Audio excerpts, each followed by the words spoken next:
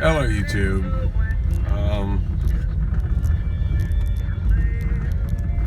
I like this drive. I don't think I get enough of this one on my vlogs. It's kind of the back way out of my place.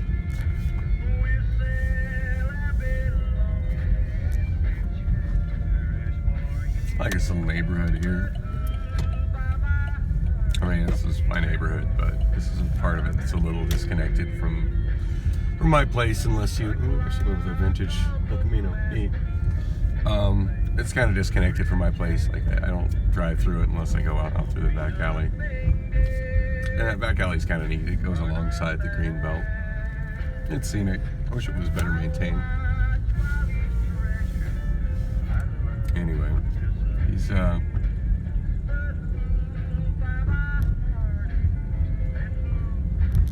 neat old houses.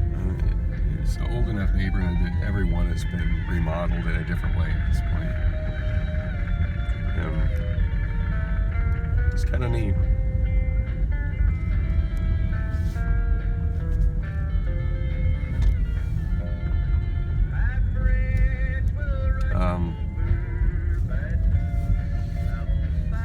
Anyway, I don't know where I'm going right now. I think I'm headed to Packensdorf for a little bit. Headed to Circle K to try to see if I can get my free drink of the day. That's always a good way to start the day. I was actually going to try to be productive at home for a while, but I was sleepy. I slept in kind of late. And in a really short period of time, Priscilla managed to annoy me enough that I just don't want to be at home. So I'm back here on the road, rolling video.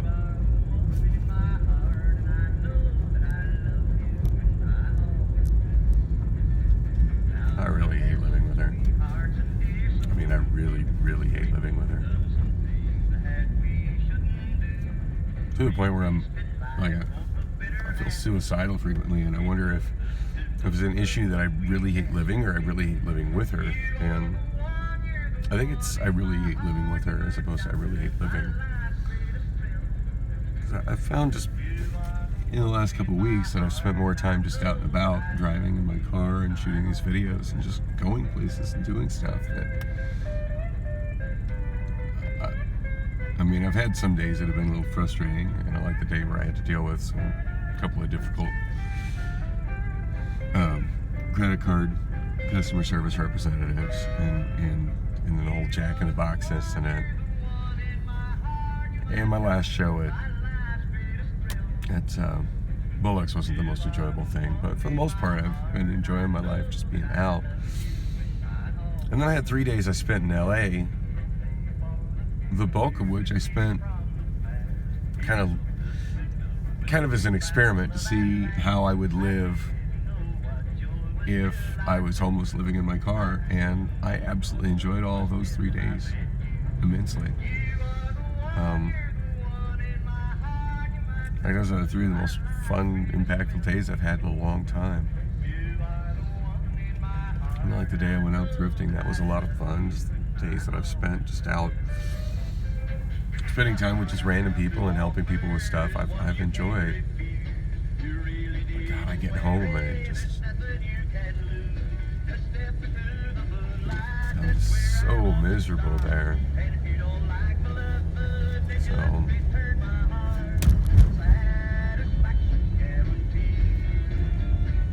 it's a situation I don't know what to do about. I'm doing so bad financially, I can't maintain the place without her. So I guess if nothing else, it's made me a little more understanding of why domestic violence victims don't want to leave the men there.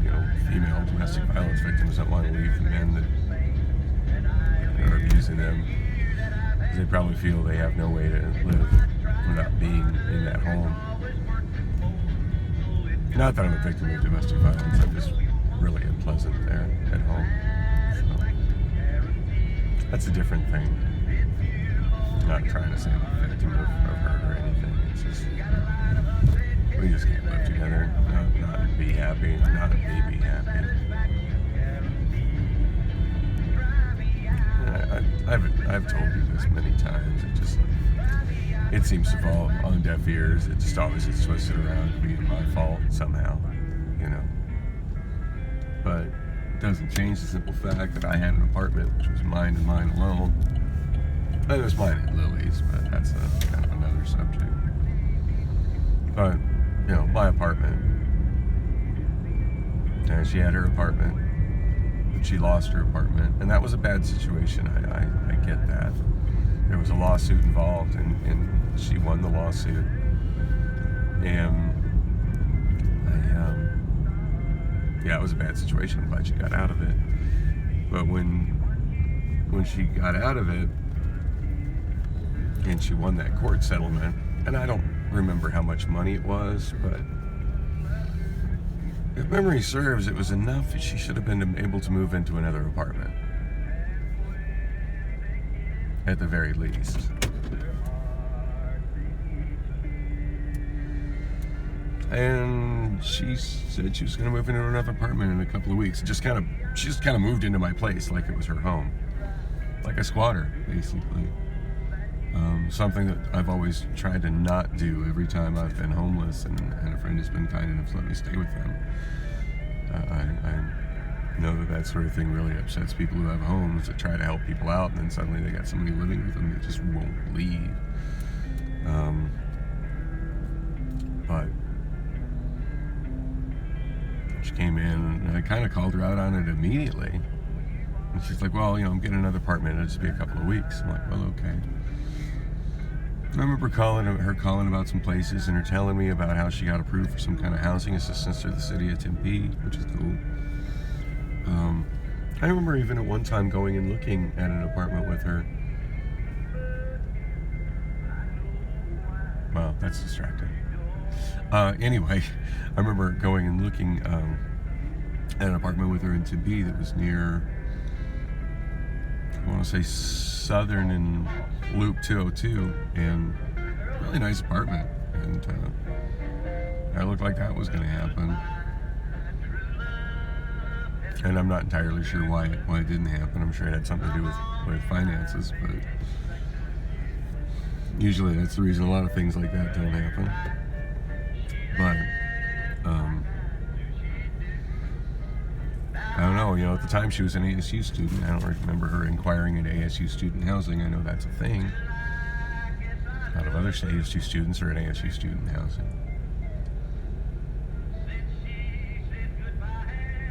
But 2 weeks passed, and 3 weeks passed, and 2 months passed, and every time I've brought it up to her that, hey, you know, why are you getting your own apartment? Why are you still here? She always just gets really, really upset, and somehow I'm the bad guy. Of course, now it's gone full circle. Now I'm doing so bad that I can't maintain my own rent without her.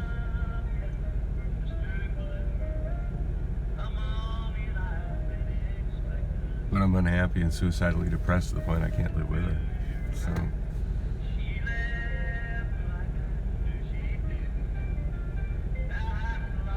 I don't want to lose my apartment. But it looks like that's probably the only recourse I have to not live with her there.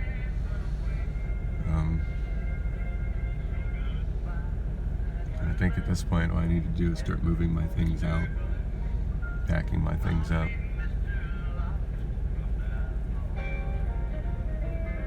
I'm thinking a lot about this, and I think that's what needs to be done. Starting with my TV that she takes for granted and pretends it's her TV. It's probably my most valued possession, and after she gave me that Prince record and then took it back, and when I asked her about it when she finally got home last night at about 3:30 in the morning, when I asked her about it, she's like, well, you didn't seem to appreciate it. You didn't give it an enthusiastic enough reception.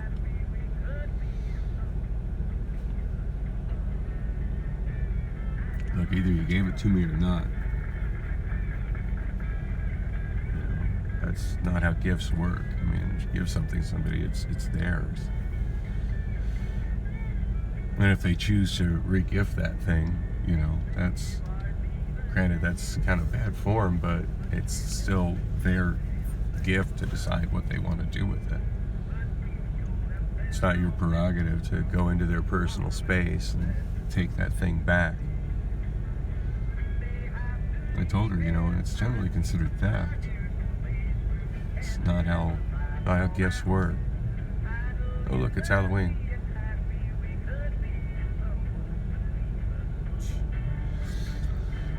Anyway, she, Here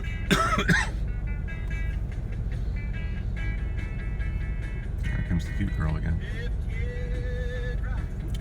She's walking the other direction. Oh, here she is. She's talking on the phone. Anyway, she,